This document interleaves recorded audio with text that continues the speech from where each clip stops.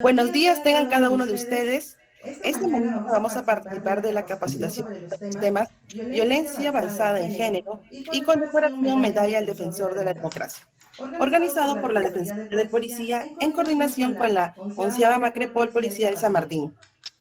Damos la bienvenida al doctor Eber Benildo Ruiz Vargas, director general de la Defensoría del Policía. Adelante, doctor Ruiz. Muy buenos días, señoras y señores oficiales y suboficiales de nuestra gloriosa Policía Nacional del Perú, pertenecientes a la macro región policial San Martín. Es para mí un honor poder dirigirme a ustedes por primera vez en esta jornada para comentarles que la Dirección General de la Defensoría del Policía, como una unidad orgánica del Ministerio del Interior, tiene como misión garantizar y defender los derechos humanos de quienes integran la Policía Nacional del Perú y sus derechohabientes, para lo cual despliega todos sus esfuerzos en pro de brindar una atención oportuna y de calidad. Asimismo, cumple una importante y permanente tarea de informar y capacitar de manera continua acerca de nuestros servicios y de los derechos que les competen, actividades que realizamos en todo el país y que hoy nos complace presentar ante la macro región policial San Martín. En esa línea, estamos desarrollando charlas, talleres, simposios, seminarios, presenciales y virtuales para fortalecer sus conocimientos en diversas materias, principalmente referidos a sus derechos fundamentales en salud, igualdad, discapacidad, derechos laborales, pensiones y beneficios a favor de sus miembros y de toda la familia policial. En esta oportunidad, a través de dos de nuestros especialistas, vamos a abordar dos temas muy importantes, vinculados a los derechos de igualdad y al reconocimiento a la entrega y valor que cumplen los hermanos policías en función diaria y sacrificada. Desde aquí, mi agradecimiento al señor general de la Policía Nacional del Perú, Luis Alberto Olivero Chumpitaz, jefe de la 11ª Macrepol San Martín, y al señor comandante de la Policía Nacional del Perú, Carlos Alberto Ponce Cuya, jefe encargado de la Unidad de Planeamiento y Educación de la 11ª Macrepol San Martín, por su predisposición y colaboración que permite cristalizar este evento. Muchas gracias. Muchas gracias, doctor Ruiz. Seguido damos pase a la doctora Claudia Rosas, abogada de la Defensoría del Policía, quien en esta oportunidad tendrá a su cargo el desarrollo del tema violencia basada en género. Adelante, doctora Rosas. Muchas gracias, Vivian. Muy buenos días. Doctor Eber Luis Vargas, director general de la Defensoría del Policía. Señor general Luis Alberto Olivero Chumpitaz, jefe de la Macropol San Martín. Señor comandante Carlos Alberto Ponce Cuya, jefe encargado de la Unidad de Planeamiento y Educación de la Macropol San Martín. Doctor Ayib Sarmiento Hernández, abogado de la Defensoría del Policía.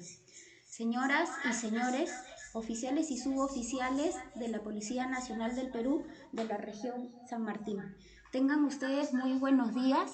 Es para mí un honor poder compartir con ustedes esta jornada de capacitación, en especial poder compartir con ustedes el tema que vamos a abordar esta mañana, que es el de violencia basada en género y violencia contra las mujeres. Bien. Como ya lo señaló el doctor Ruiz Vargas, esta temática forma parte de las diversas materias que desde la Defensoría del Policía abordamos.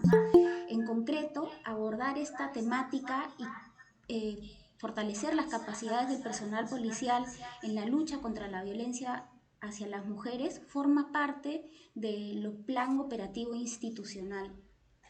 Como parte del eje temático de igualdad, la Defensoría de Policía realiza capacitaciones en los temas vinculados a la violencia contra la mujer, a la prevención y sanción del hostigamiento sexual, a fortalecer los derechos del personal policial femenino en cuanto a las licencias de pre y postnatal, al permiso de lactancia. Y en concreto, en esta jornada de hoy, a través de esta capacitación, lo que la Defensoría del Policía pretende o busca es fortalecer las capacidades del personal policial, puesto que la policía cumple un papel y un rol fundamental en la lucha contra la violencia hacia la mujer. Es la primera cara del Estado, en la ruta que emprenden las mujeres que son víctimas de violencia. Como seguramente todas y todos ya saben, la violencia contra las mujeres es un problema de orden público que no solamente afecta a mujeres en el Perú, sino que afecta a mujeres en todo el mundo y a lo largo de todo su ciclo de vida. Es un problema estructural que atenta contra sus derechos humanos y fundamentales y que constituye también un problema de salud pública. De ahí que el Estado, a través de distintos mecanismos, políticas, normas, servicios, intenta dar respuesta a esta problemática. Bien, entonces en la jornada de hoy, siguiente por favor, Vivi, siguiente. Perdón, un ratito. Vivi. Sí, esa siguiente, Carmen. ¿Esta siguiente? Sí. Ay, perdón, un ratito. Sí, no, tienes creo que compartirlo todo.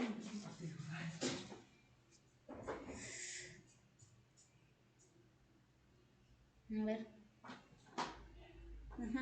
Bien, entonces, mientras arreglamos unos temas técnicos, les decía entonces que la violencia contra las mujeres se constituye como un grave problema de orden público, de salud pública, puesto que atenta contra los derechos humanos y fundamentales de las mujeres a lo largo de todo su ciclo de vida, ¿no? A propósito de este atentado contra los derechos fundamentales, se han impulsado distintos mecanismos de orden internacional y nacional que tienen a bien, primero, reconocer esta problemática, ¿no? Reconocer que es un problema, reconocer que es un atentado a los derechos humanos y fundamentales y que, por tanto, merece la atención de el Estado y la comunidad internacional. Existen numerosos tratados y mecanismos internacionales que están orientados primero, como les decía, a reconocer este problema y en segundo lugar a generar las condiciones y obligaciones de los estados partes de intervenir en la solución del problema a partir de políticas, mecanismos, servicios y normativas.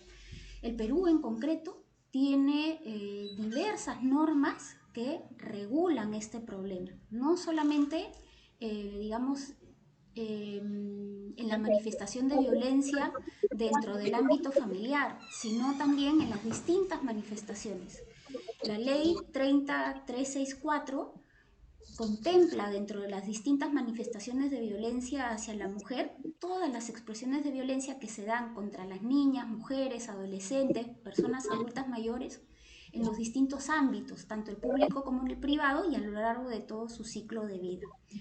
Vamos a ver a continuación algunas estadísticas que nos permiten ubicarnos o darnos cuenta de la magnitud del problema. Siguiente. Entonces, ok. Entonces aquí algunas estadísticas para poder ubicarnos, como les decía, respecto a la magnitud del problema. A nivel mundial, esto de acuerdo a ONU Mujeres, según los datos de países disponibles, entre un 15 y un 76% de las mujeres que sufren violencia física y o sexual a lo largo de toda su vida. Esta violencia se produce mayormente. Perdón, un ratito. Creo que hay filtración de sonido. Les pediría, por favor, a la señorita Lady Perales si pudiera apagar su audio.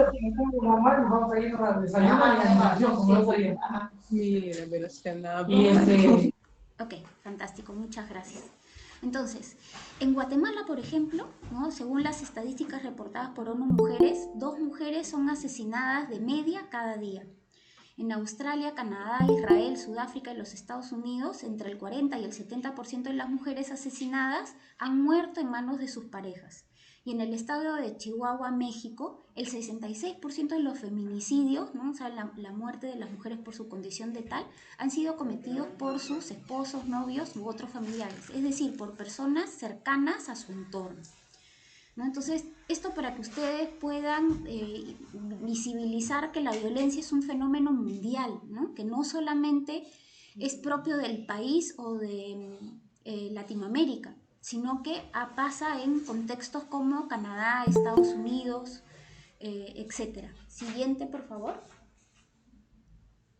Luego vamos a ver estadísticas ya concretamente de lo que pasa aquí en el Perú. Bien, acá Vivi está presentando ya. Entonces, en la siguiente diapositiva, por ejemplo, vemos que en Asia, por ejemplo, más de 60 millones de chicas en todo el mundo se casan antes de cumplir los 18 años. Esto quiere decir que las familias, ¿no? O sea, los padres, los abuelos, deciden por ellas y las casan. Principalmente esto es en el sur de Asia. De hecho, en la India todavía está permitido y es una usanza el matrimonio infantil. Es decir, niñas de 11, 10 años, incluso 9, las casan con personas, con hombres de 30, incluso hasta con hombres de 50 años, ¿no? Esto evidentemente atenta contra los derechos fundamentales de las niñas y se constituye y se configura como un acto de violencia. Por otro lado, también ONU Mujeres nos dice que se calcula que el 80% de las 800.000 personas que son víctimas cada año de trata transfronteriza son mujeres, ¿no? Este es un delito seguramente que ustedes en la zona geográfica donde se encuentran tienen, digamos, más contacto con la problemática de la trata. Y fíjense, el 80% de todas las víctimas a nivel mundial de la trata son mujeres, ¿no? Generalmente mujeres en edad reproductiva y niñas. Y la mayoría de estas mujeres, la trata de estas mujeres está destinada a fines de explotación sexual. Otra estadística a nivel mundial, el 60% de las mujeres víctimas de trata había experimentado antes violencia física y o sexual antes de ser objeto de este delito, ¿no? Siguiente, por favor. Y aquí sí algunas estadísticas de lo que sucede en nuestro contexto nacional, en el Perú, ¿no? En el periodo comprendido entre el 2015 y 2020, en el Perú, se han registrado 756 víctimas de feminicidio, ¿no? Sabemos que el feminicidio es la manifestación de violencia contra las mujeres más extrema, ¿no? Y en concreto, en los últimos 5 años, este número de víctimas se ha incrementado de 84 que se registraron en el 2015 a 137 en el 2020. Por otro lado, según la encuesta nacional de salud del INEI, en el 2020 el 54,8% de las mujeres peruanas refirió haber sufrido en algún momento de su vida algún tipo de violencia por parte de su pareja o expareja. Y según esta misma encuesta, entre todas las mujeres que experimentaron violencia física por parte de su pareja o su expareja, solo menos del 50% pidió ayuda a personas cercanas. Entonces, es importante reflexionar en estas estadísticas y en concreto reflexionar cómo, o sea, al ser miembros integrantes de la Policía Nacional, que las mujeres que son víctimas de violencia y que toman la decisión de denunciar, de pedir ayuda, constituye para ellas un paso importante, y de ahí la necesidad que el personal policial sea un personal policial profesionalizado, que esté capacitado y sobre todo sensibilizado con esta problemática, para que en el marco de lo que establece la ley de cuáles son las funciones y el rol que desempeña la Policía Nacional del Perú, pueda responder a esta necesidad, ¿no? Con una atención de calidad y con calidez. Bien, y aquí en la siguiente diapositiva vamos a ver otro dato importante. Vamos a ver qué pasa dentro de la institución policial y cuál es la realidad de la violencia que se ejerce contra las mujeres en la familia policial, ¿no? Entonces, por ejemplo, de las estadísticas que ha recogido la Defensoría del Policía, vemos que entre el 2008 y 2018, o sea, en un periodo de 10 años, se registraron o se presentaron 10.246 denuncias en las que, fíjense, se identificó que el agresor era un policía, o sea, un integrante de la Policía Nacional. Mientras que en el mismo periodo, 3.233 denuncias que se hicieron respecto, ¿no?, casos de violencia contra la mujer, las mujeres que denunciaron eran policías, integrantes de la Policía Nacional. Entonces, ¿esto qué quiere decir? Que este problema, o sea, es decir, la violencia contra las mujeres es un problema que impacta de manera considerable a la institución, porque de un lado la policía, como ya les he comentado, tiene el rol tan importante de ser la primera cara del Estado frente a la ruta crítica que emprenden las mujeres que buscan justicia ante un caso de violencia. Pero por otro lado, porque la violencia contra las mujeres también es un problema que se da dentro de la institución. Al ser una institución integrada por personas, no es ajena a esta problemática que afecta a mujeres, como ya les he dicho, a lo largo de todo su ciclo de vida y digamos que es un problema enraizado, estructurado en todo el mundo, ¿no? Saber también, y esto es importante mencionarlo, que la violencia contra las mujeres y los integrantes del grupo familiar es una infracción al régimen de la disciplina policial, en la categoría muy grave, y que en los últimos años, de hecho en concreto en el 2018, si la memoria no me falla, fue la infracción que más registros,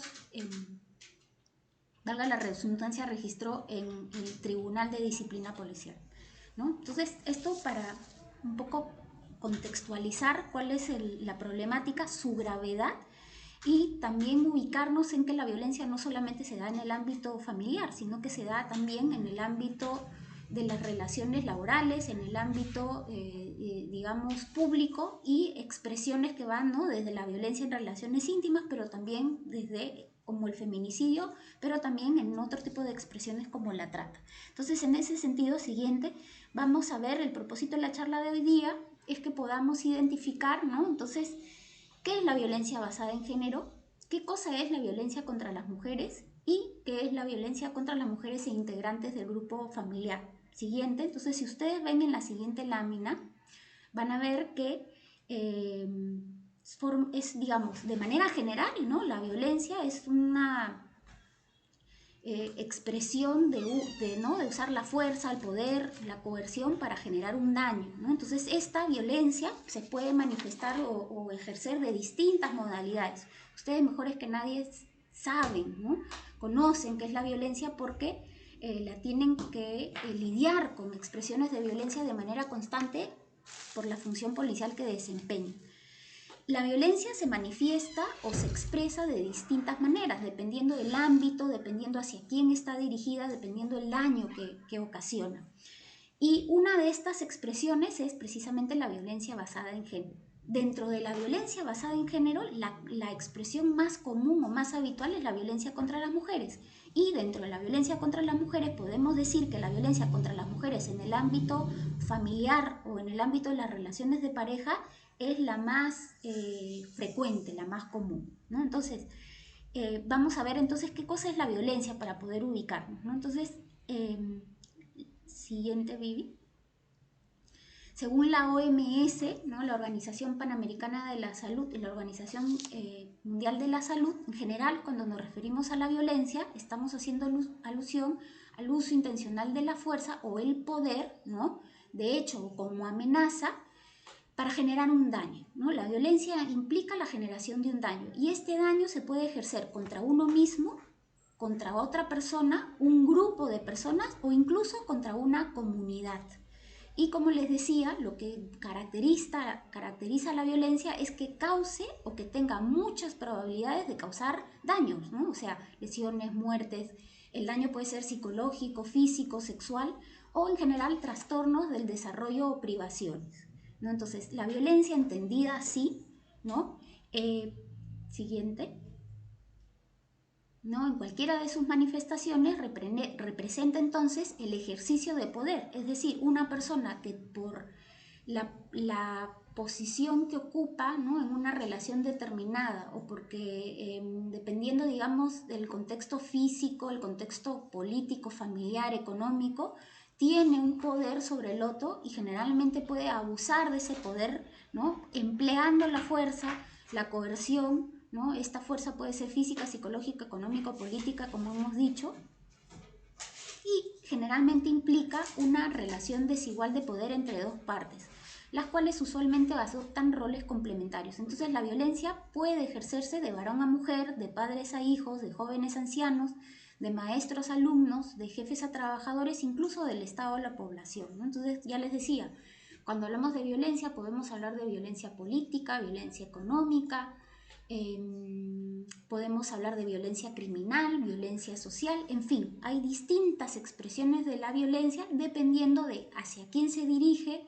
el daño que causa, el ámbito en el cual se desarrolla y, digamos, la escala, ¿no? O sea, ahora, por ejemplo, cuando pensamos en violencia y lo pensamos en un contexto internacional, fácilmente nos viene a la cabeza el contexto bélico entre Rusia y Ucrania, por ejemplo, ¿no? Entonces, eso a nivel macro. Pero pensemos también en la violencia que tienen que enfrentar ustedes como policías, la violencia criminal, ¿no? Y luego tenemos a la forma de violencia que es la violencia basada en género, ¿no? Y luego la violencia contra las mujeres. Pero siempre la violencia va a suponer causar un daño. Y para causar este daño, generalmente quien ejerce el poder y utiliza la fuerza, la coerción, ubica o ostenta una posición de poder, ¿no? Una posición que, digamos, le da ventaja sobre la otra parte para poder ejercer la violencia. Bien, siguiente. Entonces, esto para poder ubicarnos sobre qué cosa es la violencia. Y entonces, ¿a qué nos referimos con violencia basada en género, ¿no? Este término suele generar mucha confusión, ¿no? Entonces, el Plan Nacional contra la Violencia Basada en Género, que estuvo vigente desde el año 2016 hasta el año 2021, definía la violencia basada en género, y luego esta es una definición que también se recoge en la Política Nacional de Igualdad de Género, como cualquier acción o conducta basada en el género, vamos a ver después a qué se refiere, y agravada por la discriminación proveniente de la coexistencia de diversas identidades, que puede ser la raza, la clase, la identidad sexual, la edad, la pertenencia étnica, entre otras, que cause daño, muerte, sufrimiento físico, sexual o psicológico a una persona, tanto en el ámbito público como en el ámbito privado. Se trata de aquella violencia que ocurre en un contexto de discriminación sistemática contra la mujer y contra aquellos que confrontan el sistema sexo-género, sea al interior de las familias o fuera de ellas, al margen de su sexo, que no se refiere a casos aislados, esporádicos específicos de violencia. Bien, vamos a desarrollar este concepto porque visto así es un poco difícil de digerir. Entonces, primero, saber que si hablamos de violencia, entonces, como nuevamente repito, es aquella acción u omisión que está orientada o destinada a causar un daño, ¿no? Siguiente, en concreto, cuando hablamos de violencia basada en género, nos referimos a aquella violencia que tiene como intención perpetuar o promover las relaciones desiguales entre los géneros. Entonces, en ese sentido, violencia basada en género o violencia de género hace referencia a cualquier acto en el cual se busque dañar a una persona por su género. Entonces, para poder comprender este concepto, vamos a ver qué cosa es género, ¿no? Se nos queda claro qué cosa es violencia, ¿no? Violencia, nuevamente, es el uso intencional de la fuerza, ¿no? O de una posición de poder a través de la coacción para causar un daño, ¿no? Y decimos que es basada en género o violencia en género cuando esta violencia se ejerce para perpetuar o promover las relaciones desiguales entre los géneros. Y ustedes me dirán, pero bueno, ¿y qué es género? ¿No? O sea, ¿qué es eso? Siguiente. Bien, género es un concepto que hace alusión básicamente a una condición social y cultural que ha sido construida históricamente a partir de la diferencia sexual. ¿Esto qué quiere decir? Que tomando como referencia los órganos sexuales, ¿no? Sabemos que hombres y mujeres, cuando nacemos, y esto se da no solamente en la especie humana, sino también se da en la especie animal, ¿no? Somos machos y hembras, y que en función a nuestro sexo biológico cumplimos determinados roles, ¿no?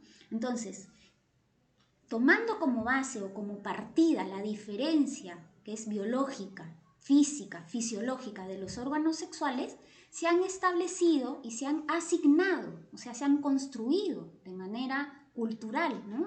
Social, y esto también responde a contextos históricos, modelos, patrones y estereotipos que representan y diferencian lo masculino de lo femenino. De ahí que cuando hacemos alusión al sexo, Podemos decir que sexo macho-hembra. En tanto, cuando hacemos alusión al género, hablamos del género masculino y el género femenino. Entonces, en la siguiente lámina, Vivi, por favor, vemos que sexo hace alusión, como les decía, a esta categoría que divide a la especie en machos y hembras, y que no solamente es en la especie humana, sino también en toda la especie del reino animal. Incluso del reino, en las plantas también. A ver, yo no estoy muy especializada en eso, pero si la memoria no me falla, hay esto del pistilo ¿no? Entonces, ¿cuál es, digamos, la función que tiene el sexo? La de perpetuar, ¿no?, la reproducción de la especie.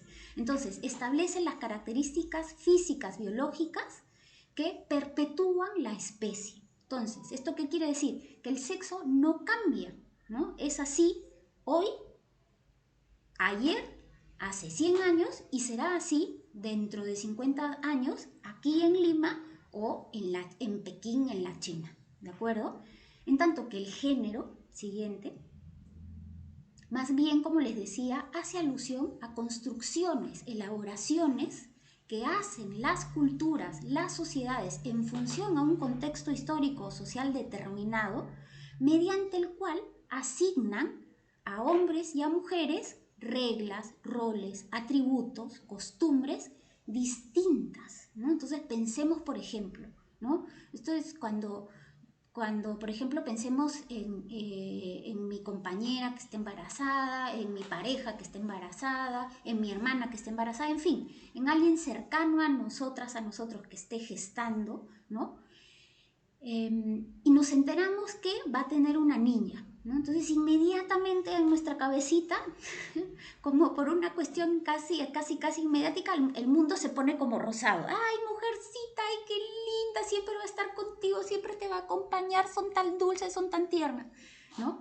Entonces, ¿y qué distinta es la reacción cuando nos enteramos que quien está gestando, ¿no?, va a tener un hijo varón, ¿no? ¡Ay, un varoncito, qué bien! Hasta incluso el tono de voz puede llegar a cambiar, ¿no? Entonces, las expectativas sobre un hombre y sobre una mujer suelen cambiar, básicamente en función del sexo, ¿no? Y hay que decir que el género es una construcción que cambia, que no es igual, ¿no? Pensemos, por ejemplo, en las maneras de vestirnos, ¿no? O sea, a día de hoy las mujeres solemos llevar pantalones, ¿no? Las mujeres forman parte de la institución policial, portan armas, pero hace 100 años eso no pasaba, ¿no? Los hombres y las mujeres se vestían de manera muy distinta. De hecho, las mujeres recién tienen menos de 60 años integrando las fuerzas policiales, ¿no? Entonces, el modo de ser o lo que se espera de las mujeres y lo que se espera de los varones va cambiando dependiendo del contexto histórico y del contexto social en el que hombres y mujeres se ubican y nacen. Entonces, el género, o sea, lo que se considera femenino como masculino, cambia.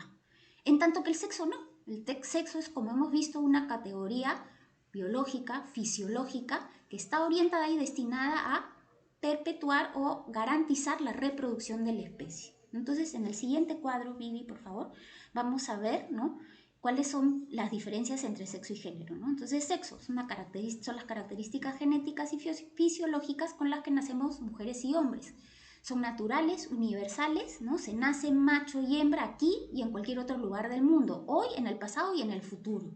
En tanto que el género, ¿no?, alude a estas construcciones sociales de lo que se considera femenino y masculino, y esto cambia, depende del contexto histórico, depende del contexto social, ¿no? Por ejemplo, pensemos en las mujeres de Afganistán, ¿no? Y esto a día de hoy, ¿no? O sea, las mujeres en Afganistán, ustedes saben que utilizan la burka, que es como una túnica que les cubre todo el cuerpo, incluso les cubre todo el rostro, ¿no? Las mujeres no pueden salir a espacios públicos si no tienen el rostro cubierto.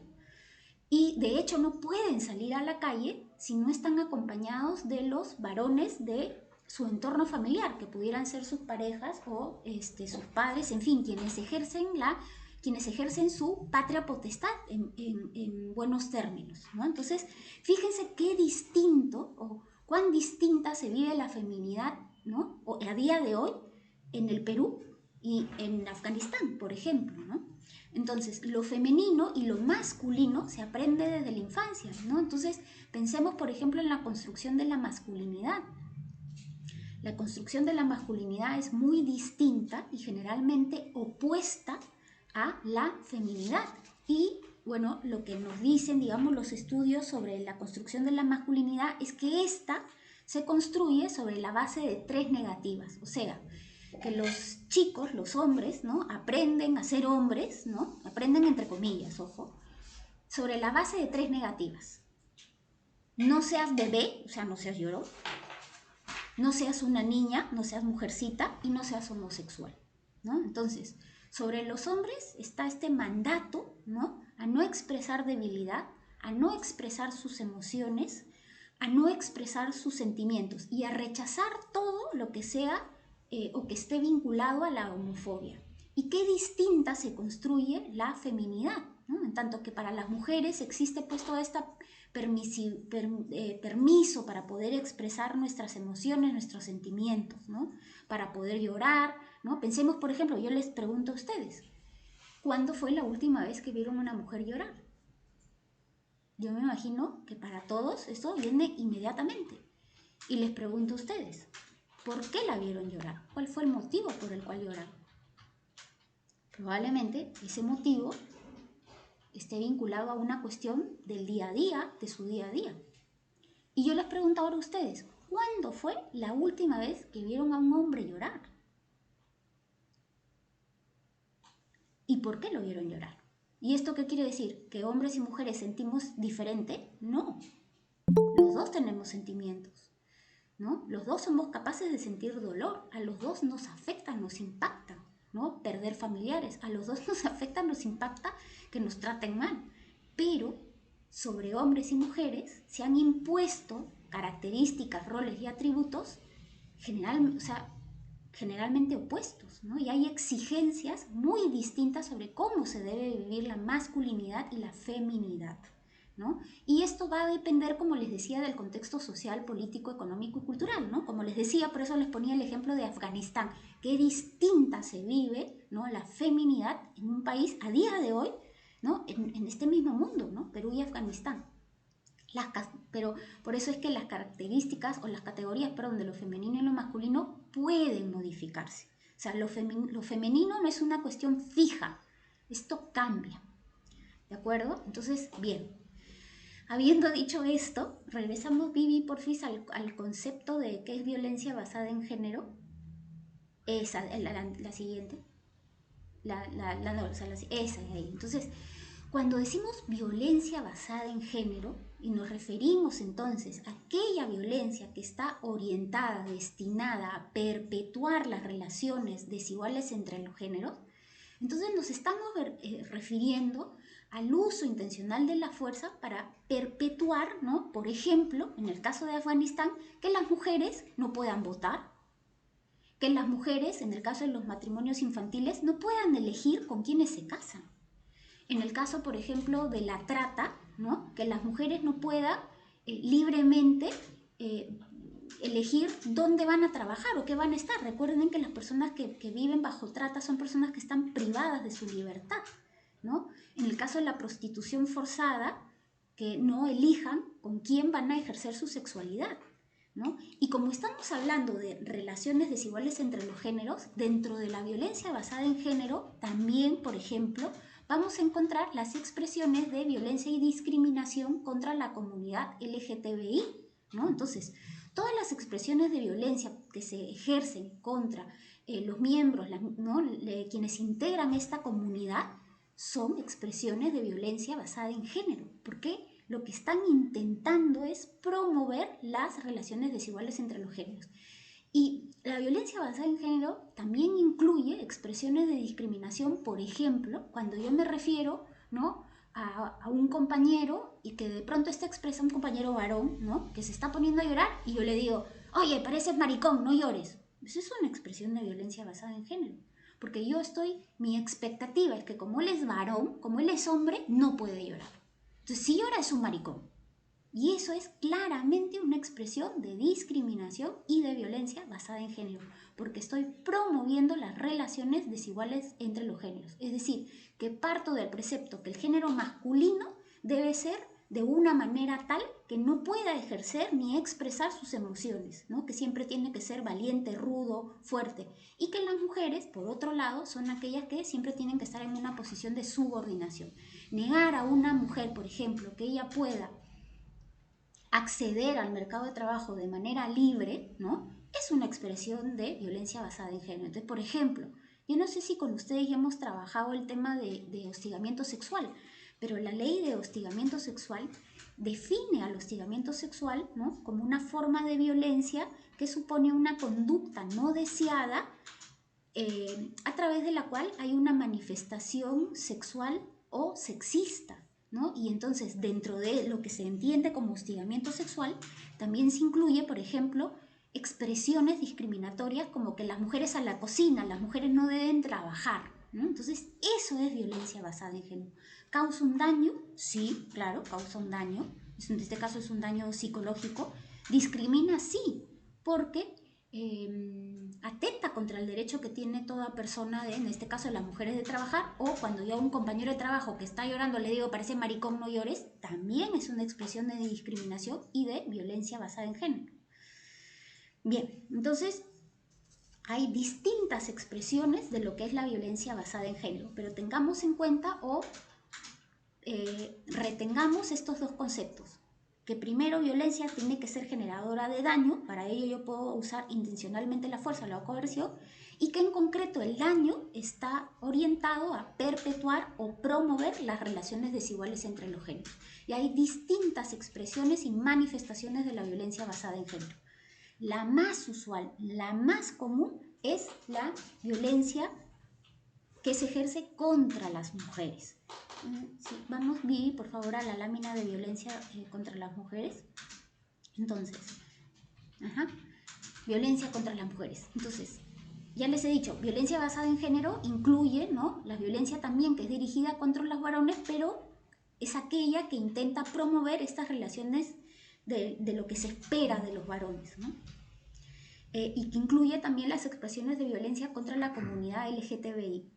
Pero la expresión más evidente de la violencia basada en género es la que se ejerce contra las mujeres. Y esta es entendida o definida como cualquier acción o conducta, ¿no?, nuevamente, que causa un daño que puede ir desde la muerte hasta el sufrimiento físico, psicológico o sexual por su condición de tal. Y esto se da no solo en el ámbito público, sino en el privado, ¿no? Entonces, nuevamente hay que tener en consideración que el espectro de la violencia contra las mujeres es muy amplio, ¿no? No solamente es el que se produce en el ámbito íntimo, ¿no?, sino también hay distintas expresiones de violencia contra las mujeres en el ámbito público, ¿no? Entonces, siguiente, Vivi. Esta de acá es la definición de la ley 30364. Vamos a leerla. Dice entonces: la violencia contra las mujeres es aquella que tiene lugar dentro de la familia o unidad doméstica en cualquier otra relación interpersonal, ya sea que el agresor comparta o haya compartido el mismo domicilio que la mujer. Yo me imagino que por la tarea que ustedes desempeñan conocen perfectamente este tipo de violencia, ¿no? Comprende, entre otros, la violación, el maltrato físico, psicológico y abuso sexual. Pero también la violencia contra las mujeres es aquella que tiene lugar en la comunidad y que es perpetrada por cualquier persona y que comprende, entre otras, ¿no?, la violencia en la modalidad de violación, abuso sexual, tortura, trata de personas, prostitución forzada, secuestro, acoso sexual en el trabajo, acoso sexual callejero, así como aquella que se produce en las instituciones educativas, en los establecimientos de salud o de cualquier otro lugar. Pero también nos dice la norma que la violencia contra las mujeres es aquella que se perpetra o se tolera por agentes del Estado, ¿no?, donde quiera que ocurra. Y de ahí que es tan importante para la Policía Nacional conocer de estos temas, conocer la normativa, pero sobre todo entender por qué el fenómeno de la violencia. ¿Para qué? Para poder actuar y responder de una manera adecuada, en el marco de lo que señala la ley. Siguiente, vamos a ver algunos gráficos como para que quede mucho más claro. Entonces, la violencia contra las mujeres se da a lo largo de todo su ciclo de vida, ¿no? Entonces, por ejemplo, antes de nacer está el aborto selectivo, ¿no? Yo no sé si lo habrán escuchado, pero cuando yo estaba en la universidad, me acuerdo, nos tocó leer un artículo que decía, ¿y dónde están las chinas? ¿No? ¿Y esto a propósito de qué? En China ustedes saben que es el país que tiene mayor población a nivel del mundo. Entonces, en razón a la gran población que tiene, antiguamente tenían una política de natalidad. ¿Esto qué quiere decir? Que las familias solo se les permitía tener un hijo, ¿no? Esto en la actualidad se ha superado. Pero antes la política era que por familia, es decir, que cuando un hombre y una mujer se unían en matrimonio, solo podían tener un hijo o una hija. ¿Y qué pasaba? Que deliberadamente las parejas, cuando la mujer salía embarazada y les hacían pues el ultrasonido donde se identificaba cuál era el sexo del bebé o de la bebé y se identificaba que iba a ser mujer, la abortaban. Y ustedes miran, ¿pero por qué? Porque justamente, ¿no? Por la posición tan precaria que ocupan las mujeres en un país como la China y en ese contexto, las familias preferían abortar a las mujeres, porque entendían que con los varones estos iban a tener mucho más derechos y más posibilidades de desarrollo, ¿no? Entonces, hubieron un montón de estudios que identificaban que comparativamente en los nacimientos nacían mucho más varones que mujeres, y esto era porque selectivamente se abortaban a las mujeres, ¿no? Entonces, esto digamos como una expresión de violencia hacia las mujeres antes de nacer. Durante la infancia, expresiones de violencia contra las mujeres, el abuso sexual infantil y, como les comentaba, el matrimonio infantil, ¿no? Que en la India es todavía común, recurrente y está legalmente permitido. O sea, hay niñas de 11 años que las casan con hombres de 35, o sea, incluso antes de que tengan la regla, ya las casan, ¿no? Con hombres que tienen 35, a veces 50 años. Y esto, por supuesto, sin que ellas tengan ningún derecho a decidir. O sea, prácticamente se tienen que someter a lo que se les diga, ¿no? Y bueno, la trata, ¿no?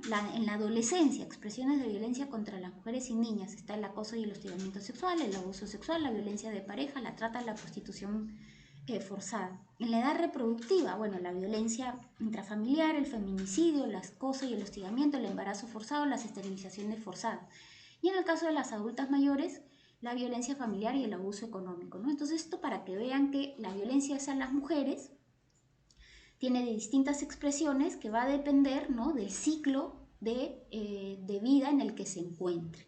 Siguiente, y vamos a ver que también va a depender, ¿no? Del ámbito en el cual ocurra, porque esta puede ocurrir en el ámbito privado, en el hogar, que generalmente pues es la violencia que se da entre la pareja y la expareja, ¿no? En el ámbito público, que se puede evidenciar, expresar, materializar en la comunidad, en la escuela, en el centro de trabajo, por ejemplo, a través del hostigamiento sexual, ¿no? Y aquella que es perpetrada o tolerada por el Estado, en los hospitales, en las zonas de conflicto armado, por ejemplo, el tema de este caso que todavía, ¿no?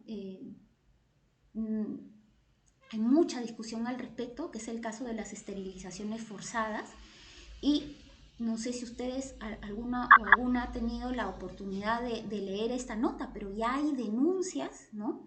En Ucrania, por ejemplo, de mujeres que señalan que han sido violentadas sexualmente por militares rusos, ¿no? Entonces, siguiente, esto para que vean que la violencia contra las mujeres puede, digamos, se manifiesta en distintos ámbitos a lo largo de todo su ciclo de vida.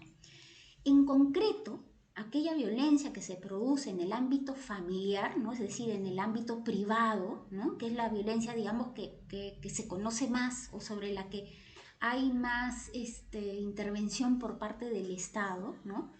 Es aquella que se produce contra cualquier integrante del grupo familiar a través de una acción o una conducta que les pueda causar la muerte, daño, sufrimiento físico, sexual, psicológico, y que se produce en el contexto, no como les decía, de una relación de responsabilidad, ¿no? Porque puede ser también de padres a hijas, de confianza o de poder, de parte de un integrante a otro grupo familiar.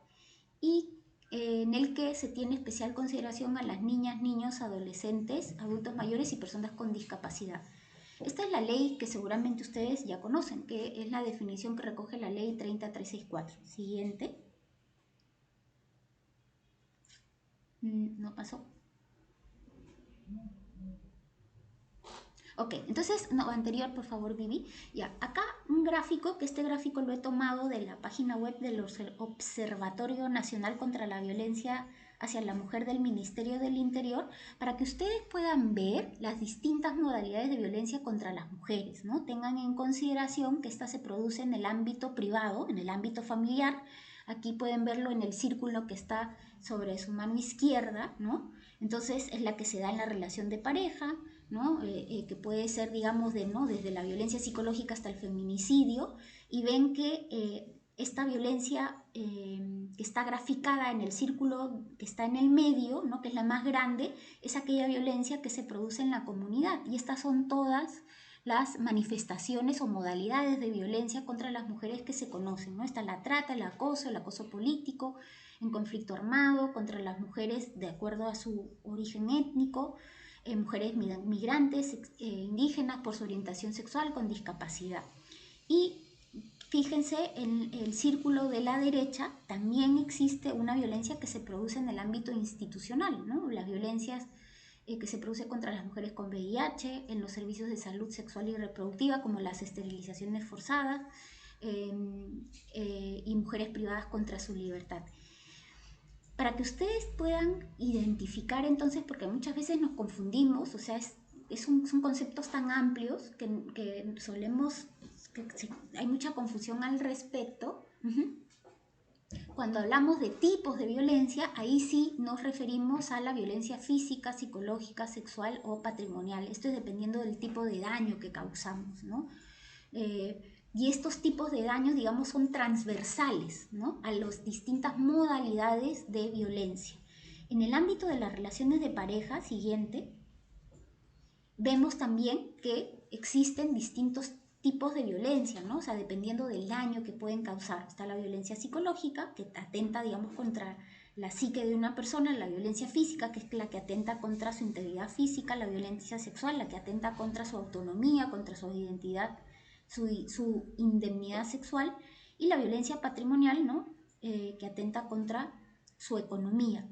Y estos son los tipos que son transversales a las modalidades de violencia. En este caso concreto, a la violencia que se produce dentro de los integrantes del grupo familiar, ¿no? Que se puede dar contra las niñas, las personas adultas mayores, las personas con discapacidad. Entonces, siguiente, Vivi, por favor. Acá yo les quería plantear algunas características para terminar ya de lo que es la violencia contra las mujeres, ¿no? Muchas mujeres no viven la violencia, o digamos, no viven, ¿no? Las formas de violencia que se ejerce o que la sociedad ejerce contra ellas de manera consciente, ¿no? O sea, todavía muchas mujeres pensamos, o para la sociedad, cuando hablamos de violencia contra la mujer, lo único que pensamos es en la violencia familiar, y no somos conscientes de que existen distintas modalidades y manifestaciones de la violencia que se ejercen sobre todo en el ámbito público, y que son toleradas por las instituciones públicas y o privadas, como el hostigamiento sexual, la trata, las esterilizaciones forzadas, y no se viven de manera consciente, o incluso cuando se ejerce violencia contra las mujeres en los medios de comunicación, ¿no? La cosificación de la mujer en los medios de comunicación, ¿no?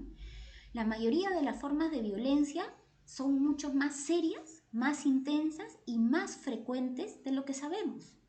Casi todas estas formas de violencia son unidireccionales. ¿Esto qué quiere decir? Que son dirigidas por quien ocasiona la violencia, pero las mujeres no regresan la violencia, o sea, son víctimas únicamente, ¿no? Pensemos, por ejemplo, en la trata, en la prostitución forzada, ¿no? en las esterilizaciones forzadas, en el hostigamiento sexual. Son formas de violencia unidireccionales. Casi todas estas formas de violencia se explican, entre comillas, por razones que no toman en cuenta la unidireccionalidad, y generalmente se culpa a las mujeres por estas formas de violencia. Y se mistifica. ¿Esto qué quiere decir? Que en torno a estas formas de violencia se van construyendo una serie de mitos que de alguna manera justifican ¿no? Y ubican la cuota de responsabilidad en las propias víctimas, ¿no? Y generalmente, esto es algo muy importante que hay que tener en consideración, estas formas de violencia no se dan entre iguales. ¿Esto qué quiere decir? Que normalmente quien ejerce la violencia, que es como les decía, unidireccional, tiene o ostenta una posición de poder privilegiada, ¿no? Ya sea por su jerarquía, ya sea por el poder económico, por el poder político, ¿no? Entonces hace abuso de esta posición para someter y coaccionar o ejercer un daño a la persona que sufre esta forma de violencia. Entonces, siguiente, en torno a la violencia se han generado un montón de mitos, como les decía. Primero, que no es un problema frecuente. Incluso a veces, ¿no? Esto ya no es algo que se diga, porque ya es políticamente incorrecto, ¿no? Que las mujeres disfrutaban la violencia. Antes era, yo me acuerdo cuando era chica, era muy común escuchar, ¿no? Más te pego, más te quiero, ¿no? Y esto, por favor, a nadie le gusta que le peguen. Esto es una cosa que hay que tener clarísimo, ¿no? O por ejemplo, cuando decían, cuando una mujer dice no, es sí. Tampoco, ¿no? Estos mitos que se han tejido en torno a la violencia, de alguna manera lo que hacían era justificarla, ¿no?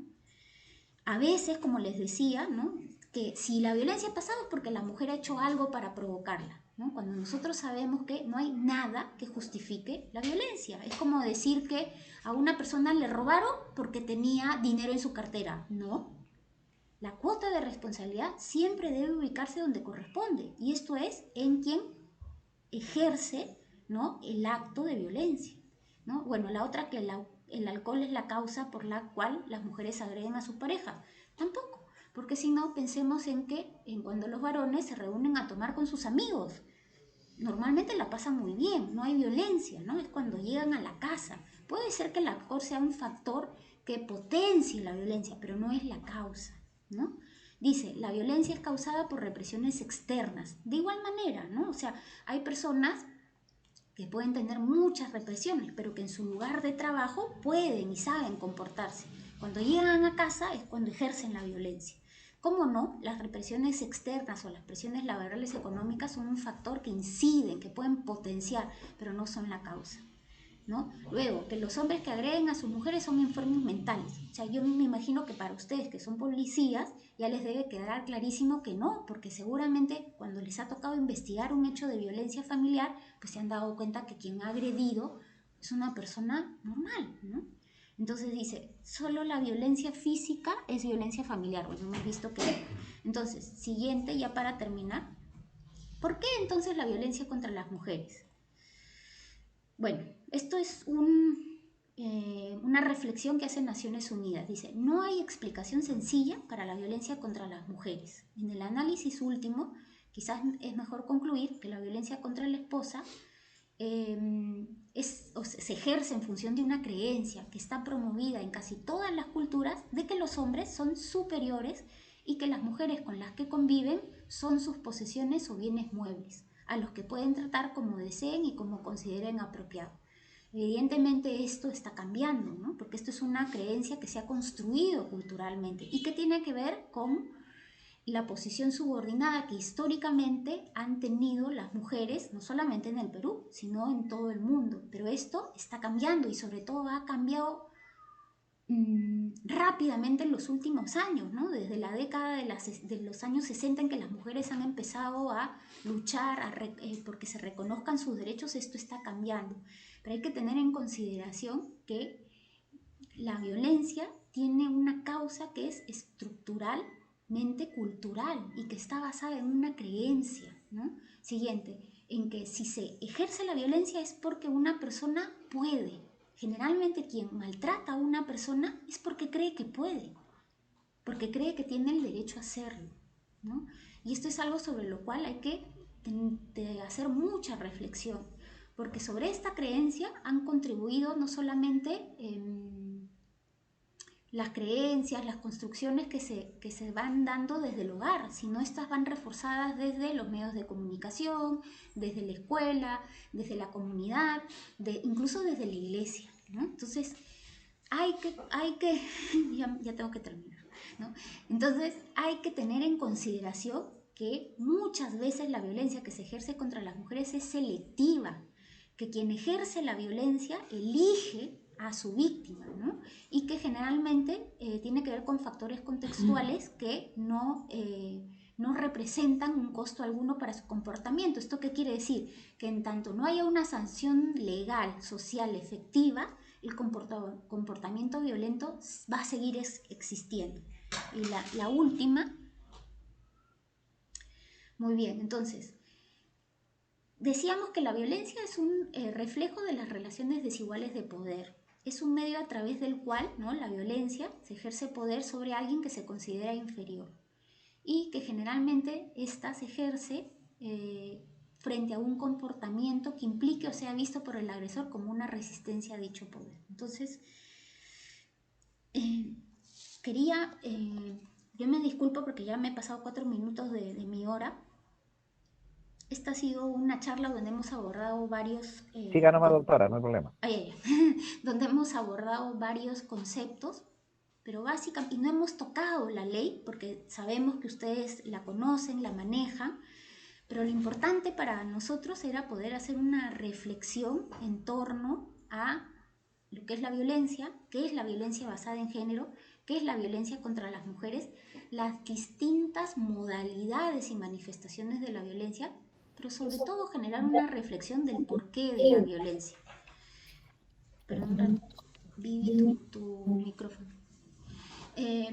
Sobre todo generar una reflexión del porqué de la violencia y trasladarles a ustedes también esta inquietud, ¿no? Porque como representantes de la Policía Nacional cumplen un rol fundamental, ¿no? Y lo vuelvo a repetir. Ustedes son la primera cara del Estado frente a la ruta de justicia que emprenden las mujeres que son víctimas de violencia, ¿no? Y estas violencias que se ejercen no solamente en el hogar, sino que pueden ejercerse también en el ámbito público.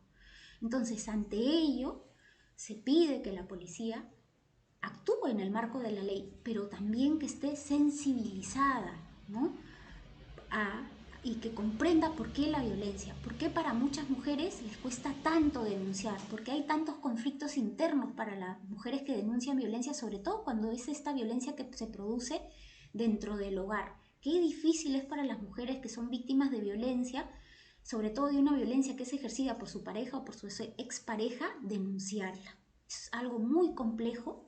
Entonces tenemos que tener la sensibilidad para poder comprender y actuar con calidad, con calidez, en el marco de la norma, cumplir con nuestro papel. Y cómo no, también, como personas que integramos la institución, saber que dentro de nuestra institución también se producen expresiones de violencia contra las mujeres, ¿no? Que puede ser que le pueda pasar a la compañera que tengo al lado, ¿no?, que de repente ella es víctima de violencia en su hogar, o incluso que es víctima de hostigamiento sexual. Y cuando esto suceda, tenemos que tener la capacidad de ser solidarias, de ser solidarios, ¿no?, y poder darle el apoyo necesario a mi compañera, a mi colega, ¿no? Entonces, recordar que la violencia contra las mujeres, la violencia basada en género, es una violación a los derechos fundamentales de la persona. No hay nada que justifique la violencia. Y frente a la violencia tenemos que tener todas y todos la actitud de tolerancia cero, ¿no? Esto supone que muchas y muchos hagamos una reflexión honesta y sincera sobre cómo nos han educado, cómo nos han formado, y que tengamos la valentía de reconocer aquellas creencias que de alguna manera justifican la violencia. Y cuando identifiquemos estas expresiones de violencia, también tener la valentía de poder decirlo: oye, esto no está bien, esto no es correcto, ¿no? Y actuar como representantes del Estado en el marco de lo que nos exige la normativa. Bien, yo me he recontrapasado, pido disculpas y les doy las gracias y termino diciéndoles que estamos a su orden, Vivi, estamos a su orden, nos encontramos a disposición por si ustedes quieren ampliar estos temas, trabajarlos, les podemos brindar todo el material. Por si ustedes quieren, hay temas que quieren profundizar. Entonces, bueno, muchísimas gracias. Un agradecimiento nuevamente al general Luis Alberto Olivero Chumpitaz y al comandante Carlos Alberto Ponce Cuya por habernos permitido compartir esta jornada, este espacio con ustedes. Muchas gracias. Buenos días. Muchas gracias, doctora Claudia Rosas. Continuando con la capacitación del día de hoy, ahora tendremos también el gusto de presentar al doctor Ayib Sarmiento Hernández, asesor legal de la Defensoría del Policía, quien en esta oportunidad tendrá a su cargo el desarrollo del tema Condecoración Medalla al Defensor de la Democracia. Adelante, doctor. Muy buenos días con todas y con todos, un gusto saludarlos. Antes que todo, bueno, hacerle llegar el agradecimiento al señor general Luis Alberto Olivero Chumpitaz y al señor comandante. Quizás ya la doctora Claudia explicó sobre los temas de que, si bien es cierto, la Defensoría estamos para velar por sus derechos y asimismo identificar las problemáticas existentes. El área que me compete, hemos podido identificar que desde el año 2018 se suscita un problema muy recurrente, que es con respecto a los alcances de la condecoración medalla al Defensor de la Democracia. Si bien es cierto, esta es como toda condecoración, es un reconocimiento a un hecho que va más allá de la función policial y precisamente es para un grupo determinado. Según la ley primigenia era para un grupo determinado, sino, como le digo, específicamente el proyecto de ley 1169, donde indica que a todos aquellos policías que han prestado servicios en las zonas de emergencia, han tenido una participación en la lucha contra el terrorismo, tendrán derecho a una bonificación de 2.790 o 2.970 mensual de por vida.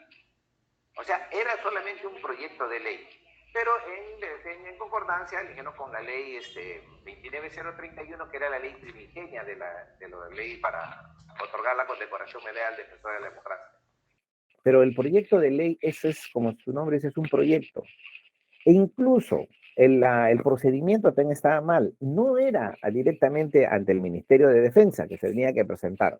Yo le voy a detallar más adelante cuál es el procedimiento en sí y lo que hemos podido también nosotros ordenar. ¿Por qué viene esto? Y quiero que por fuera haga un efecto multiplicador. Actualmente nosotros, como nos hemos hecho cargo de todas las solicitudes que se presentaron a nivel del Ministerio de Defensa, a nivel de la PCM, se han presentado, tenemos más de 8.000 solicitudes. Si alguno de los colegas que estén en la sala o ustedes conocen a alguien que lo han presentado, no importa, con esta solicitud al Ministerio de Defensa, por favor que nos llamen, yo nosotros vamos a decir en cuál es la situación real de su expediente. Entonces, lo que nosotros queremos es explicarles a ustedes detalladamente cuál es el marco legal, cuáles son los alcances específicos, porque, ojo que hay leyes que se confunden. Por ejemplo, la ley 29031 del año 2007 dice lo que es, crea la condecoración para todos aquellos que han resultado heridos, fallecidos o con discapacidad, solamente de esas tres circunstancias, en la lucha contra el terrorismo. Hay otra ley que es la ley de 3826 que dice que a todos aquellos que están en situación de retiro y han trabajado, sustenta que han trabajado en las zonas de emergencia, serán reconocidos como veteranos de la pacificación. Y la ley 26511, que es otra ley que dice los defensores de la patria son los que han tenido una participación directa y el año 95 en la lucha en este caso, convencional con la guerra que tuvo con Ecuador. Entonces, todas las solicitudes que le estoy comentando, todo habían mezclado en uno solo. Entonces, como le digo, en un primer momento era solamente heridos, fallecidos o con discapacidad.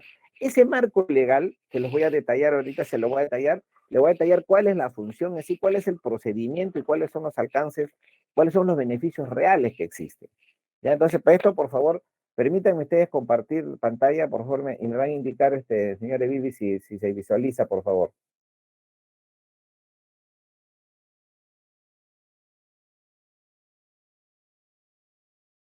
¿Se visualiza ahí, señora?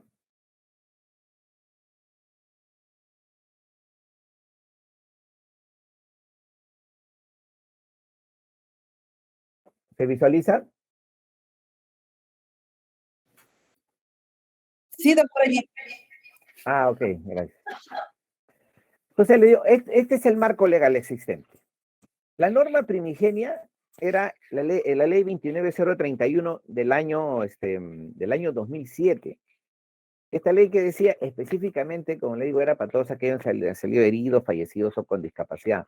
Posteriormente ya viene lo que es el reglamento, el estatuto, incluso ya viene, no sé si recordarán ustedes, que el año 2012 fallecieron 5 colegas, entre ellos una piloto, la capitán, en este tiempo ascendía mayor, Nancy Flores Paucar, una valerosa capitán que en el combate le cae unos proyectiles en el pecho y muere. Esos 5 del denominado Operación Libertad que fallecieron en esos hechos fueron los primeros que han sido condecorados, los 5 primeros. Posteriormente, el GEIN tuvo que sacar una ley para poder acogerse a este beneficio. ¿Por qué? Porque la ley, como le digo, era herido, fallecido con discapacidad, y ellos lamentablemente no podían acogerse a esta ley por las especificaciones de la 29031. Entonces que ellos sacan su ley específicamente para un grupo determinado nomás, específicamente lo del GEIN. Posteriormente, igual procedimiento hacen los de Chamín de Huántar. Entonces, en estos momentos, los únicos condecorados formalmente, legalmente y con el procedimiento correcto, son los 5 fallecidos de la Operación Libertad, los de Chamín de Huántar, los de GEIN y los mineros que participaron para hacer los túneles para el rescate de los rehenes de la Embajada de Japón. Después, ustedes pueden ver que hay ceremonias, los señores congresistas hacen ceremonias de reconocimiento, que hacen ceremonias en diferentes lugares, pero son solamente unas ceremonias de reconocimiento, y eso también está causando falsas expectativas, porque muchos de ellos están dando diplomas, todo indicando que ya son defensores de la democracia. Hay asociaciones de licenciados de la Fuerza Armada que se denominan ya defensores de la democracia. Incluso no sé si han podido ustedes tomar conocimiento que hace casi un mes vino un contingente de licenciados, estuvieron en la explanada del Palacio de Gobierno, donde el señor presidente le hizo un ofrecimiento. Sobre que sí, ellos iban a evaluar, porque es lo que están viendo ellos, la modificación del estatuto. Yo le voy a indicar más adelante cuáles son las especificaciones del estatuto para poder, al menos en primera instancia, acceder a este beneficio, para poder pedirlo. No se puede pedir nada más porque con una simple solicitud. Sin embargo, la solicitud, como digo, tengo más de 8,000, la recepcionamos porque es su derecho a petición, pues tienen derecho a pedir, pero no necesariamente es porque les corresponda. Por eso es que muchas veces ahora nosotros estamos haciendo esta difusión para que ustedes hagan el pedido correcto. Ustedes hacen el pedido, ahora lo hace ahora mucho más fácil. Imagínense que los que han presentado el 2018 recién están llegando con informes previos. Imagínense, casi 4 años. Ahora, si el procedimiento que nosotros hemos acortado tiempo, espacio, usted presenta su solicitud virtualmente a la mesa de partes del Ministerio del Interior, en 2 días nos llega a nosotros. El que habla, el doctor Wildo Rodríguez, hacemos la solicitud en el día para la Dirección de Recursos Humanos, ya que se carga de hacer el procedimiento respectivo, que también yo se los voy a detallar. Yo no quiero hacer esta antesala precisamente por eso. Ha habido mucho problema generalmente con los colegas que son de procedencia de la Policía de Investigaciones y la Guardia Republicana. En su legajo personal no consta, o muchas veces en su legajo personal o está completo o incompleto o no existe. No sé si recordarán ustedes que hubo una oportunidad el año 92, 94 creo, que hubo un atentado terrorista contra la dirección de personal que está a la espalda del Palacio de Gobierno de Girón Loreto. Se quemó todo. Se quemó todo. Entonces, todo aquel efectivo policial que tenga documentación sustentatoria para que sustente su participación en la lucha contra el terrorismo, vale decir resoluciones de felicitación, de ascenso, partes administrativos, fotos o publicaciones, eso deben anexarlo a su legajo personal y a la vez también anexarlo a la solicitud que van a presentar. No basta solo presentar la solicitud indicando que trabajé en zona de emergencia hasta tal fecha, no.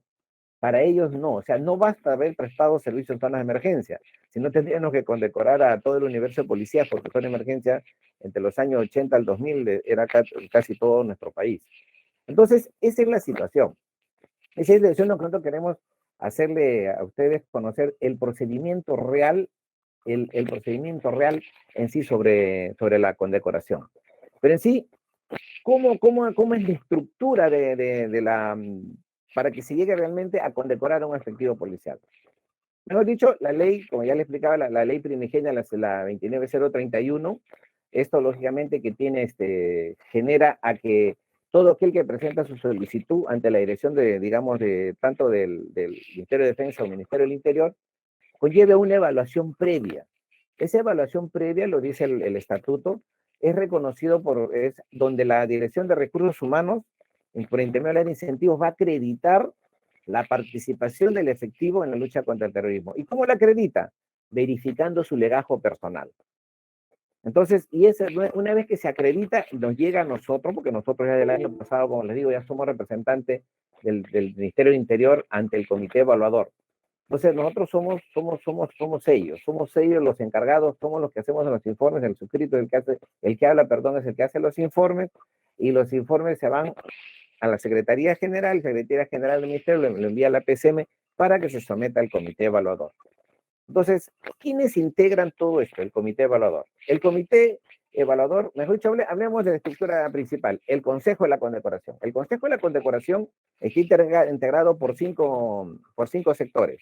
Ministerio del Interior, Ministerio de Defensa, Relaciones Exteriores, Ministerio de Justicia y la PCM. La PCM es que lo preside. Si bien es cierto, como esto es una instancia superior, ellos van a delegar la responsabilidad de evaluación, de revisión, todos los expedientes, a un comité evaluador. O sea, estos 5 sectores tienen un comité, o sea, como decir, una primera instancia. A ellos nosotros somos los representantes del señor ministro, en este caso, como Defensoría del Policía, es la representante del sector ante el comité evaluador. Y es el comité evaluador quien hace la evaluación y la calificación previa a mérito de lo que Recursos Humanos ha acreditado. Entonces, nosotros, cuando se van a ver en el comité, se va a sustentar caso por caso. Se va a sustentar, ojo, en el estatuto especifica impedimentos. Hay muchos colegas que han tenido una participación directa en la lucha contra el terrorismo, con resolución de felicitación hasta de ascenso, pero lamentablemente por circunstancias X han pasado al retiro por medida disciplinaria. Ellos no van a tener acceso. No, lamentablemente no va a tener acceso, y eso, ¿quién lo acredita? Lo va a acreditar el área de incentivos, quien va con un documento, con un informe, va a detallar específicamente las circunstancias de su participación en la lucha contra el terrorismo. Sin embargo, por el artículo 20 del estatuto que indica los impedimentos, no es propuesto para ser evaluado por el Consejo de la Condecoración para el otorgamiento de la medalla al defensor de la democracia. Entonces, este procedimiento que hay que tener bastante cuidado, porque si bien es cierto, como les comentaba, la ley primigenia era herido fallecido con discapacidad. Y nosotros en el comité el año pasado, en el mes de mayo, se pudo hacer extensivo a efectivos policiales que han tenido una participación directa y frontal con la lucha contra el terrorismo. Imagínense que el comité tomó esa decisión en mayo, y recién en julio salió la ley 31-291, donde hace extensivo ya a todos los policías y miembros de la Fuerza Armada y Comité de Autodefensa que hayan tenido participación en la lucha contra el terrorismo, sin necesidad de haber salido herido o haber tenido una discapacidad. Mejor dicho, en estos momentos, ya todo aquel policía que haya tenido una participación directa en la lucha contra el terrorismo, ojo, comprobado con resoluciones de ascenso, de felicitación, de condecoración, partes administrativos, cualquier tipo de documento que pruebe que ha tenido una participación directa, no necesariamente que ha estado en zona de emergencia.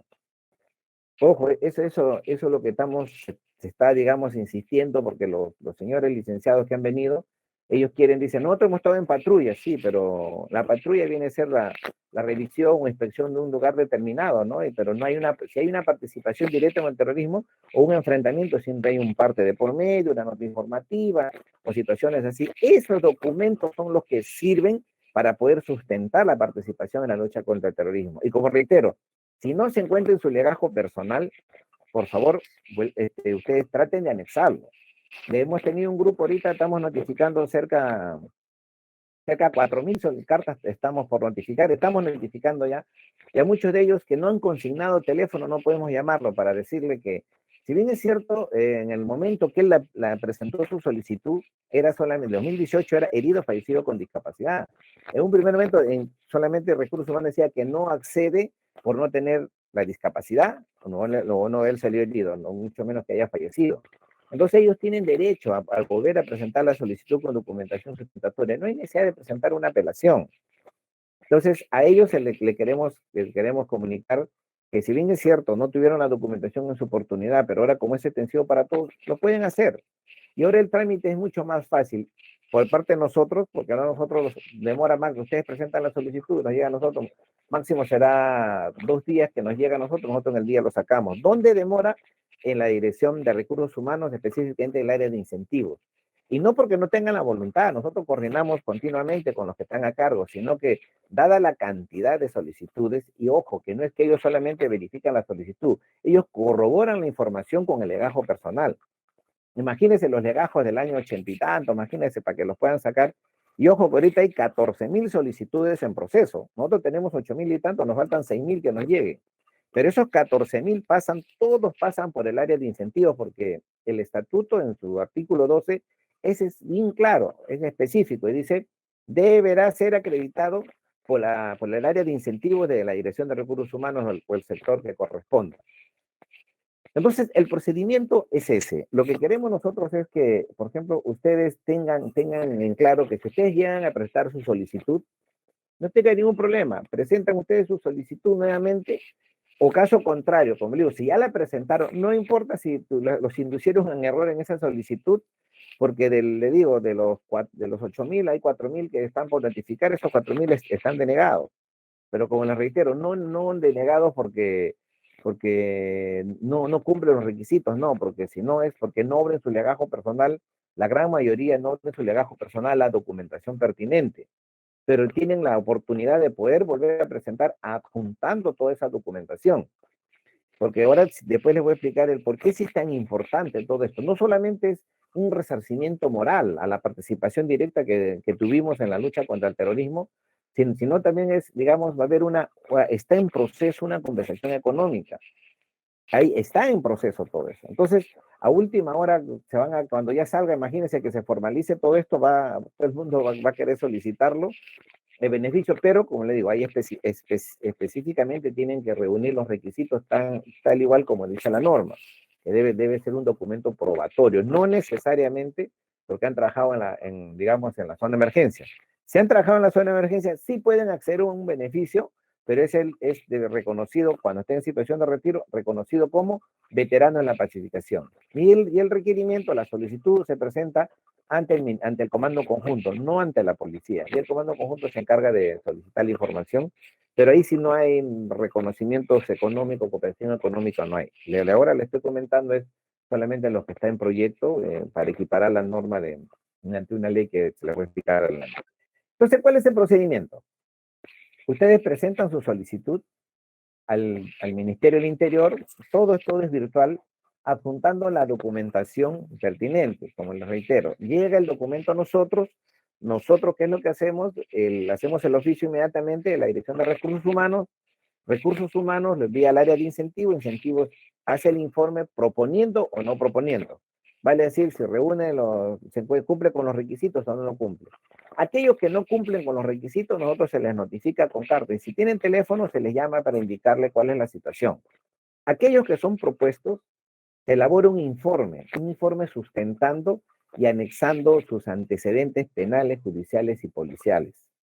Ojo, eso lo presentamos porque si tuvieran problemas con la zona judicial de policía, ya viene en su RIPER.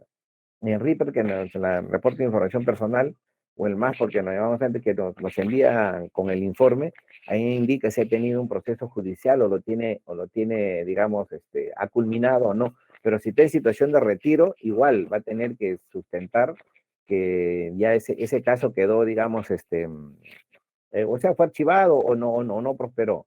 Pero ese informe va con todos los antecedentes, porque ese fue el acuerdo del comité para poder anexar todos los antecedentes y que no tengamos problemas con el artículo 20, que son los impedimentos, que con eso sí ya no podría acceder por más que haya tenido la participación directa en la lucha contra el terrorismo. Entonces, una vez que nosotros ya elaboramos todo el informe con los antecedentes, nuestro director o nuestra directora lo envía a la Secretaría General del Ministerio del Interior, porque la norma dice que debe ser propuesto por el sector. Si bien es cierto, nosotros elaboramos la documentación, ellos elaboran un oficio y lo mandan a la PCM. La PCM lo manda al Consejo de la Condecoración y el Consejo solamente para trámite y conocimiento, y lo envían al Comité Evaluador.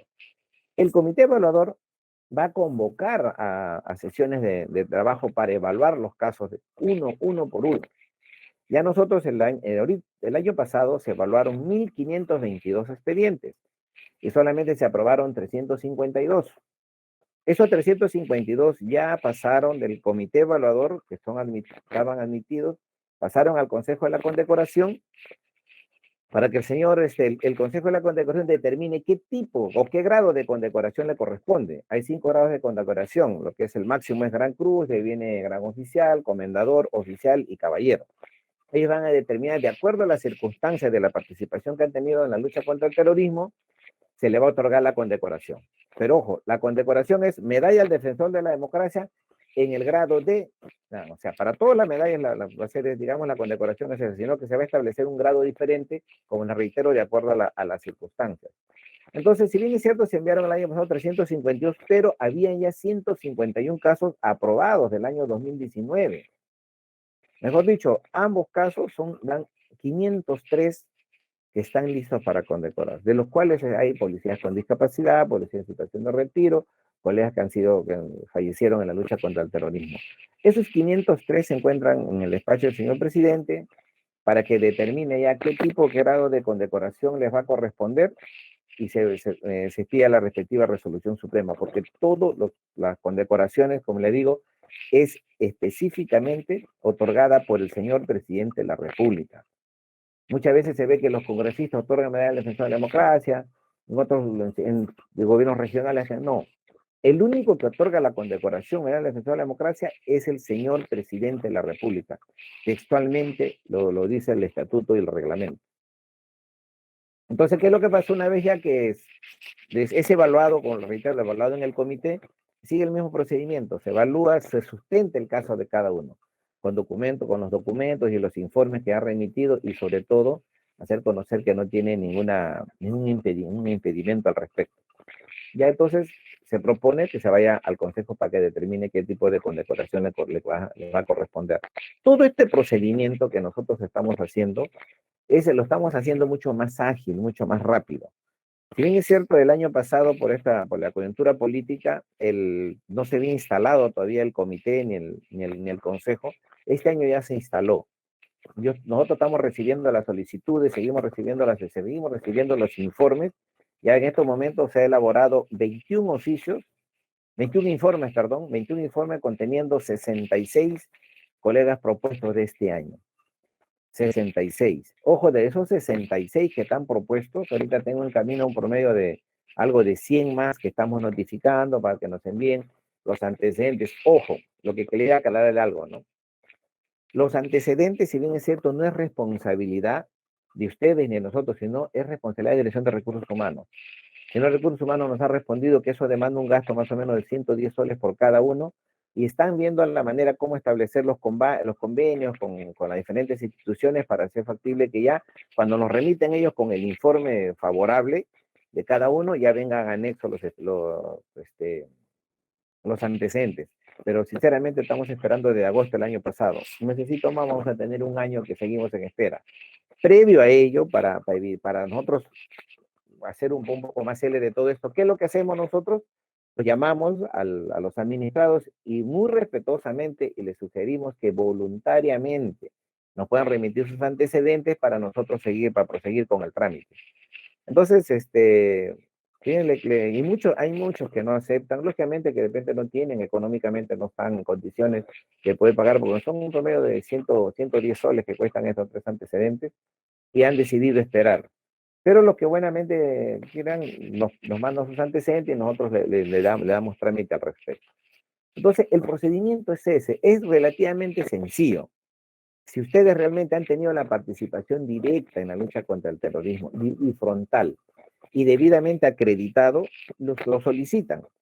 No hay ningún problema, porque como les reitero, en estos momentos nosotros estamos reuniéndonos, bueno, hace casi un mes nos hemos reunido todos los jueves para evaluar la modificatoria del reglamento, porque el reglamento para que le otorgue facultades al Consejo para que pueda modificar el estatuto. ¿Por qué? Porque los licenciados de la Fuerza Armada han solicitado ampliación para los que también se les considere ellos, porque la norma era general, decía Fuerzas Armadas y Policía Nacional.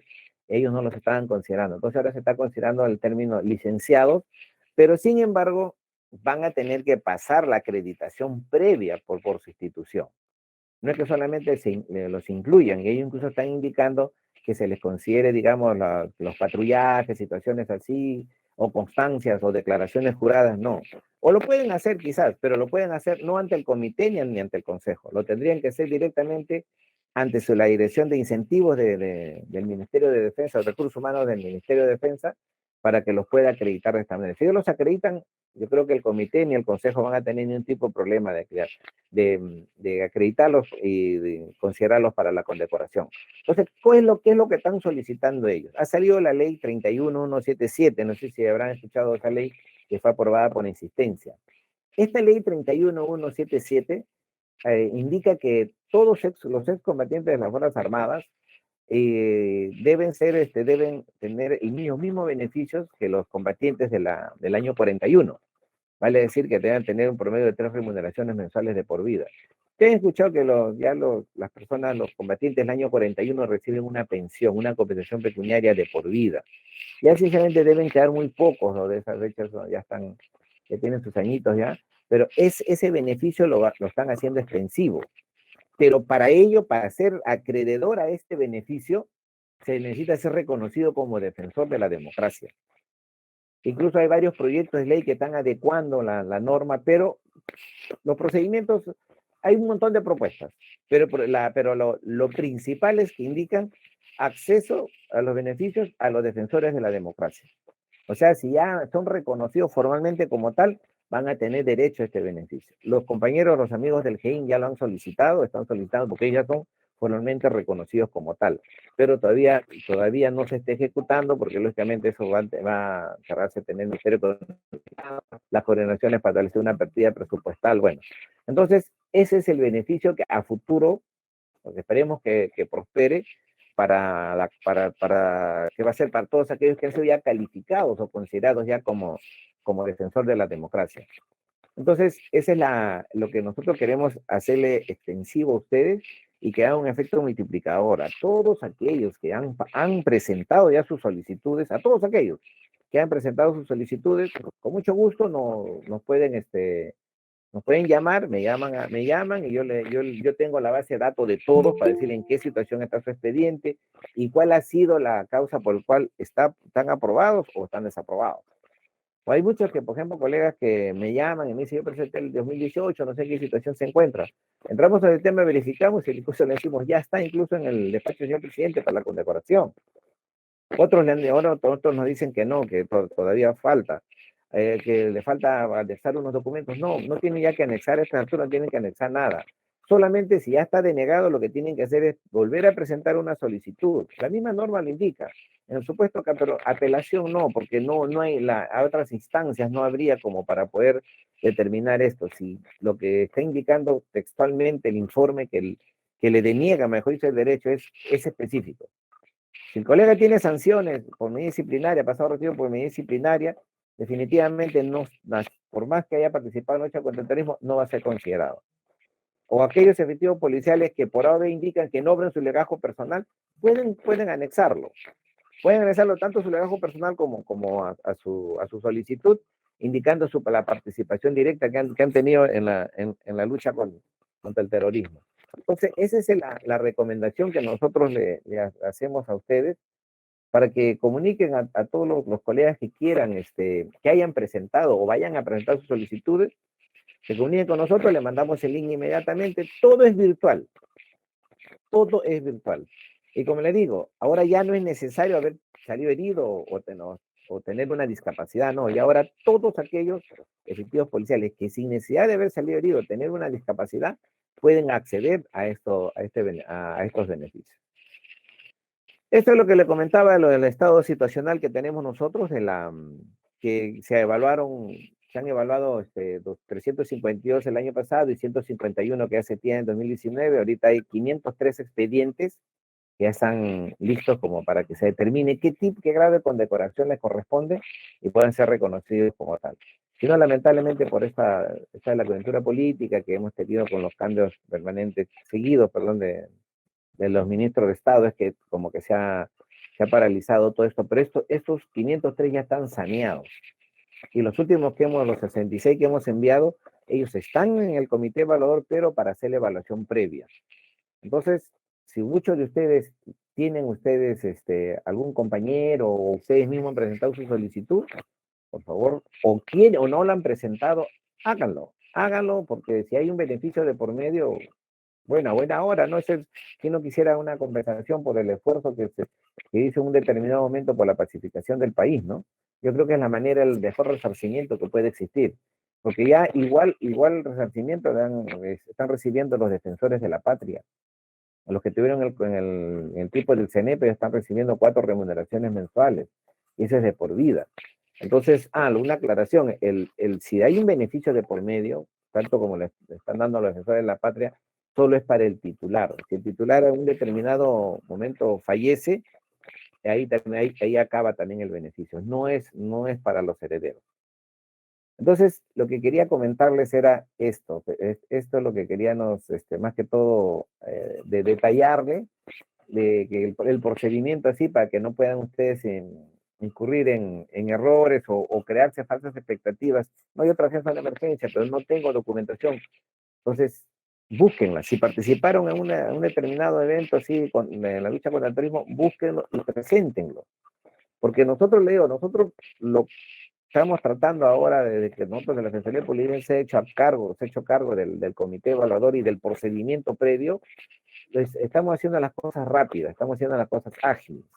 Porque el procedimiento antes era largo, engorroso, porque presentaba un documento ante el Ministerio del Interior, se iba a Seguridad Democrática lo mandaba a Secretaría General lo mandaba a la Comandancia General lo mandaba a CCG a DIRREUN a incentivos. Ahora todo ese procedimiento nosotros lo hemos recortado, lógicamente debidamente autorizado, ¿no? Ahora nos llega la solicitud, ya nos lo mandan de nosotros de frente a Recursos Humanos. Hemos acortado bastantes espacios. Yo le digo, la demora es un poco nomás que lo que es en el área de incentivos por la recarga que tienen. Ahí poco personal trabaja y como le digo, ahorita tienen toda esa cantidad de solicitudes, pues ya imagínense que hay que tener un poco de paciencia. Por eso voy a dejar de compartir para seguir conversando. Y vemos que hay muchos colegas que han prestado servicio en las zonas de emergencia, que están en situación de retiro. A ellos más que todo, porque lógicamente que es un resarcimiento moral, ¿no? Por todo el tiempo que lucharon por la pacificación del país. Entonces, nuestro pedido es eso, por favor, que ustedes hagan un efecto multiplicador. Cualquier duda, me llaman, mi teléfono por si acaso es el 99390-0409, me llaman para resolver alguna duda que ustedes tengan, y en este momento, si alguno de ustedes tiene alguna duda, alguna consulta, por favor, con mucho gusto, estoy para resolverla. Mientras tanto, están poniendo de acuerdo para alguna consulta, yo les voy a poner mi número de teléfono aquí en el chat para que ustedes puedan, cualquier duda que tengan, me llaman, con mucha confianza.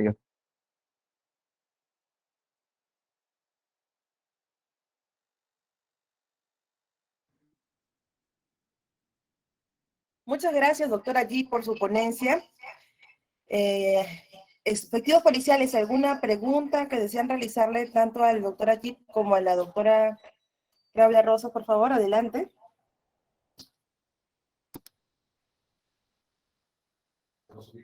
Ahí les he mandado mi número, por favor, cualquier cosa, ustedes con mucho gusto me llaman. Bien. Efectivos policiales, a nombre del director general de la Defensoría del Policía, Eber Benildo Ruiz Vargas, agradecemos la ponencia de la doctora Claudia Rosas, del doctor Agip Sarmiento Hernández y al señor general PNP Luis Alberto Olivero Chumpitaz, jefe de la 11ª Macrepol San Martín, y al señor comandante Carlos Alberto Ponce Cuya, jefe encargado de la Unidad de Planeamiento y Educación de la 11ª Macrepol San Martín, por su decidido apoyo a la realización de esta capacitación. Y por supuesto, las gracias a todos ustedes por su participación y tan valioso tiempo. Muchas gracias. Que tengan un buen día todos y todas.